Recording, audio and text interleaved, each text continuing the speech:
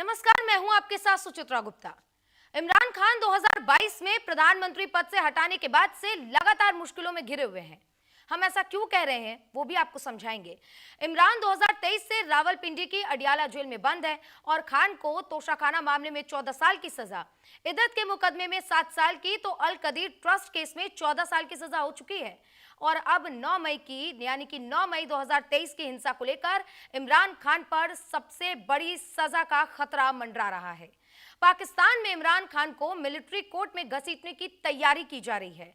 यानी कि कुछ दिनों पहले जिस तरीके से आसिम मुनीर ने खुद को पाकिस्तान का कर्ता धर्ता साबित कर लिया, वही आसिम मुनीर अब अपनी ताकतों का गलत इस्तेमाल करके इमरान खान को घसीटना चाहता है, जो इमरान खान के सियासी ताबूत में यानी कि कह सकते हैं आखिरी कील ठोकने का काम कर सकता है।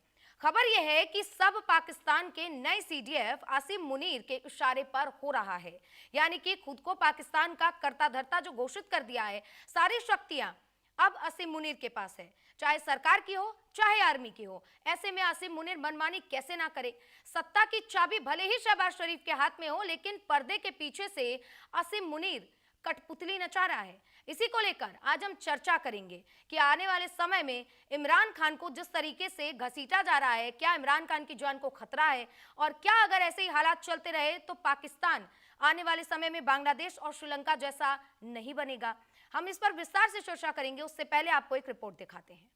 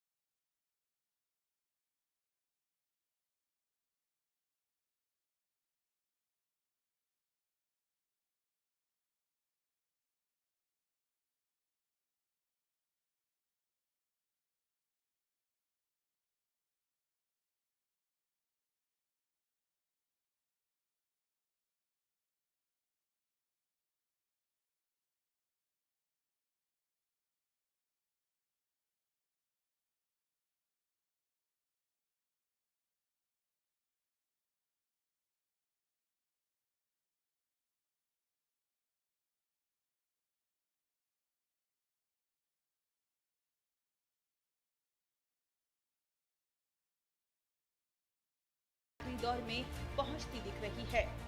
इमरान पर मिलिट्री कोर्ट में चलेगा केस। मुनीर की इमरान खान को मिलिट्री कोर्ट में घसीटने की तैयारी पीटीआई और करीबियों के लिए होगा बेहद खतरनाक। जेल से बाहर आने की उम्मीद होगी बिल्कुल खत्म। मिलिट्री कोर्ट के फैसले होते हैं बेहद सख्त। पाकिस्तान के नए सीडीएफ मुनीर अब इमरान खान को मिलिट्री कोर्ट में घसीटने की कोशिश में लगे हैं। अगर इमरान पर मिलिट्री कोर्ट में केस चलता है तो ये इमरान की नहीं, उनकी पार्टी और उनके करीबियों और उनके भविष्य के लिए बेहद खतरनाक होगा। और ये इमरान खान की जेल से बाहर आने की उम्मीदों को बिल्कुल खत्म करने जैसा होगा। खान पर राजद्रोह और सेना में विद्रोह भड़काने जैसे गंभीर मुकदमे चले तो ये तय है कि वो जेल से बाहर नहीं आ पाएंगे। इमरान खान की राजनीतिक पार्टी पीटीआई पहले से ही इस षड्यंत्र का खुलेआम बखान कर चुकी है कि इमरान खान पर मिलिट्री कोर्ट में केस चलेगा। मिलिट्री कोर्ट में इमरान पर क्या होंगे आरोप? ऑफिशियल सीक्रेट एक्ट और सैन्य कानूनों के तहत चलेगा केस। राजद्रोह, विद्रोह भड़काने जैसे इमरान खान पर होंगे आरोप। 9 मई 2023 को हिंसा भड़काने का इमरान खान पर आरोप। सैन्य प्रतिष्ठानों और रणनीतिक संपत्तियों पर हमले की साजिश रचना। आरोप 9 मई को खान की गिरफ्तारी के बाद भड़की हिंसा से जुड़े हैं। मुनीर के इशारे पर पाकिस्तान का कानून मंत्रालय इस वक्त इमरान खान के खिलाफ मिलिट्री कोर्ट में मुकदमा चलाने की जमीन तैयार करने में लगा है। इमरान खान पर 9 मई 2023 की हिंसा को आधार बनाते हुए मिलिट्री कोर्ट में राजद्रोह, सेना में बगावत भड़काने और सैन्य ठिकानों पर हमले की साजिश रचने के मामले में चलाए जा सकते हैं। इन मामलों पर पूर्व ISI chief general Faiz Hamid की गवाही अहम रोल अदा करेगी। बताया जा रहा है कि जनरल फैज हमीद के मुकदमे में सामने आए बयानों और सबूतों ने मुनीर को इमरान खान के खिलाफ मिलिट्री कोर्ट में मुकदमा चलाने का आधार दे दिया है। जिस पर भरोसा वो करेगा गद्दारी। इमरान का करीबी रहा है पूर्व आईएसआई चीफ फैज हमीद। 9 मई 2023 को हिंसा भड़काने के मामले में देगा गवाही। फैज हमीद इमरान के खिलाफ बना सरकारी गवाह। इमरान खान के सत्ता में रहते हुए फैज हमीद इमरान खान के सबसे करीबियों में से एक थे, लेकिन अब इमरान खान का खास शख्स फैज हमीद 9 मई 2023 के मामले में इमरान खान के खिलाफ सरकारी गवाह बनेंगे। सैन्य अदालत से दोषी ठहराए जाने के बाद फैज के सरकारी गवाह बनने की चर्चाएं तेज हो चली हैं। एक तरफ फैज के खिलाफ इकट्ठा किए गए सबूतों को अब इमरान खान के खिलाफ भी सेना विरोधी आंदोलन को हवा देने और विद्रोह भड़काने से जोड़ने को लेकर कवायदें जारी हैं।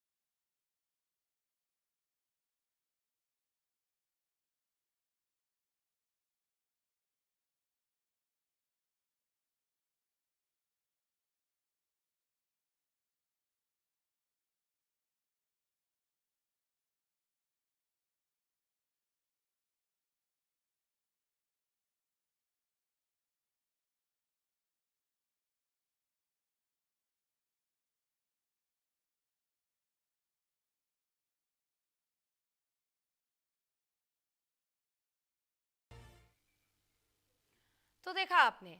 अब हम इसी पर चर्चा करेंगे कि आखिर आसिम मुनीर चाहते क्या हैं।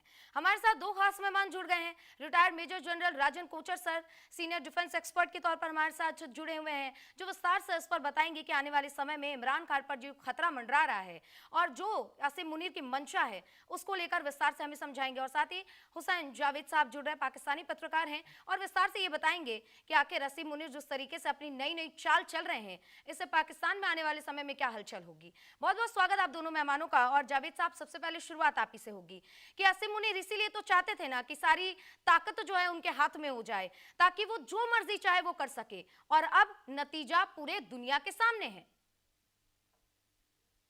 जी मैम, सबसे पहले तो आपका शुक्रिया कि आपने इनवाइट किया। देखिए, बात ये कि ऐसा नहीं है कि पीटीआई जो दबाव का सामना आज कर रही है, इमरान खान जो दबाव का सामना आज कर रहे हैं, इनको कोई कसूर नहीं है, उनसे कोई गलतियां नहीं हुई है। 2 साल से वो कैद के अंदर है, जो आपने अपने इंट्रो में भी बताया, ये बात बिल्कुल सही है। लेकिन सवाल ये कि इस अब सारे अरसे में इमरान खान के पास, उनकी पार्टी के पास ऐसे बहुत से मौके आए जहां उनकी बात बन सकती थी, जहां वो एक डील कर सकते थे और उनके मसले हल हो सकते थे।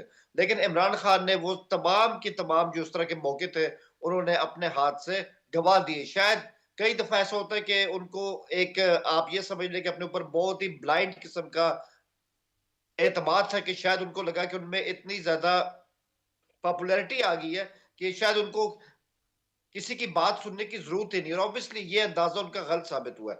आज आप देख लें, वही पार्टी जो इलेक्शन जीतने की बात करती थी, इनकलाब की बात करती थी, आज उसका सबसे बड़ा मुद्दा क्या है कि हमारी इमरान खान से मीटिंग होनी चाहिए, हफ्ते में 1 बार या हफ्ते में 2 बार। तो ये आई थिंक काफी गलतियां इसमें इमरान खान और उनकी पार्टी की भी है। लेकिन इसका एक और पहलू भी है। इस सारे अमल में जिस पार्टी को सबसे ज्यादा फायदा हुआ है वो हुकूमत है, यानी कि मुस्लिम लीग नून। ऑब्वियसली जब इस्टेब्लिशमेंट और इमरान खान की नहीं बनेगी, मुस्लिम लीग ने इस सारी बात का पूरा पूरा फायदा भी उठाया और वो आपके सामने है। रही बात इसकी कि अब इमरान खान का क्या होगा, जो आपने अपने इंट्रो में कहा कि उनका केस कहां पे जाएगा, क्या फैज हमीद का रोल इसमें इमरान खान के खिलाफ जा सकता है, तो उस पर मैं यही कहूंगा कि ये क्या सराइयां अभी चल रही हैं, लोग अपनी अपनी अटकल लगा रहे हैं, अभी तक ये सारा अमल शुरू नहीं हुआ है। और देखने की बात यह कि अगर फैज हमीद का कोई बयान ऐसा सामने आता है जिसमें वो वादा माफ गवाह बनने को तैयार हो जाते हैं, अगर तो ऐसा होता है, तो फिर शायद इमरान खान के हक में जाएंगे या इमरान खान के खिलाफ जाएंगे, उसके बाद ही सूरत हाल का पता चलेगा। तो मैं इसमें यही कहूंगा कि अब इमरान खान के लिए, उनकी पार्टी के लिए हालात इतने अच्छे नहीं है, लेकिन अभी आने वाले वक्त का इंतजार करना होगा। बिल्कुल, यही तो हम लोग चर्चा भी कर रहे हैं ना कि अब तक सारी चीज़ें दुरुस्ती से चल रही थी। इसके पहले भी इमरान खान को अगर हम बात करें तो तोशाखाना मामले में 14 साल की जेल हो चुकी है, ट्रस्ट मामले में 7 साल की जेल हो चुकी है और एक मामले में 14 साल की जेल हुई। इन सब के बावजूद अब राजद्रोह का केस भी चलेगा। यानी कि जैसे ही मुनीर के हाथ में ताकतें आती हैं, इसके बाद से राजद्रोह का केस भी इमरान खान पर चलाया जाना है। पूर्व क्रिकेटर रह चुके हैं, पूर्व प्रधानमंत्री रह चुके हैं, लेकिन इस तरीके से जो मामला शुरू हुआ 2022 के बाद से जो मुश्किलें बढ़नी शुरू हुई इमरान खान की, वो खत्म होती भी दिखाई नहीं दे रही।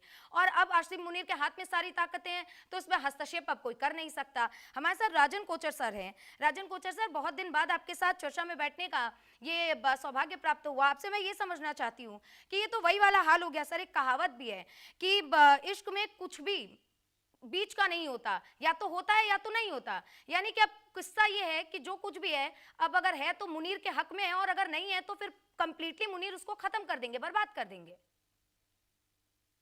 धन्यवाद सुचिता जी। मैंने जावेद साहब को भी सुना। अभी सिचुएशन को आपको एक जिस नजरिए से देखना चाहिए, वो मेरा एनालिसिस ये कहता है कि जनरल मुनीर ने अपने पास आहिस्ता आहिस्ता करके पूरा पावर अपने पास कर लिया है। सीडीएफ के जो कॉन्स्टिट्यूशनल पावर्स हैं वो एक सुप्रीम कोर्ट और एक जुडिशियल उसको परव्यू में भी नहीं आते हैं। और दूसरी इम्पोर्टेंट ये चीज़ है कि इसका एक बैकग्राउंड है दुश्मनी का। जब DGISI थे जनरल मुनीर, तो इमरान खान ने उनको बदली किया था क्योंकि मुशर्रफ बीबी के अगेंस्ट करप्शन चार्जेस वो लेके आए थे गवर्नमेंट के सामने।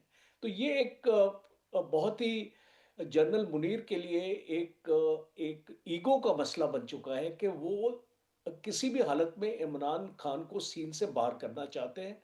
और दूसरा इम्पोर्टेंट ये है कि आज अगर जनरल मुनीर पाकिस्तान में टिकना रहना चाहते हैं तो इमरान खान एक सबसे बड़ा ऑब्स्टिकल है उनके लिए। और इसलिए हम देखते हैं कि जेल में भी जो कंडीशंस में रखा गया है और एक आइसोलेशन में रखा गया है कि उनके ऊपर मेंटल टॉर्चर भी किया जाए और उनको कम से कम लोगों के साथ मिलने की इजाज़त दी जाए। और दूसरा है जो पाकिस्तान लॉ है, अगर आप उसको एक बार देखें तो पाकिस्तान लॉ में परमिटेड है कि सिविलियंस एक मिलिट्री कोर्ट में ट्राई हो सकते हैं। 2023 में सुप्रीम कोर्ट ने इसको अनकॉन्स्टिट्यूशनल करार दिया था, पर एक अपील के बाद उसको सस्पेंड कर दिया गया, ये जो डिसीजन था सुप्रीम कोर्ट का। पर आज सुप्रीम कोर्ट का इतना ज़्यादा इसको रोल पाकिस्तान में दिखाई नहीं देता। अगर इसको मिलिट्री कोर्ट्स अपना फैसला लेती हैं तो उसकी अपील आप सुप्रीम कोर्ट में भी नहीं कर सकते, ये पाकिस्तान का कानून है।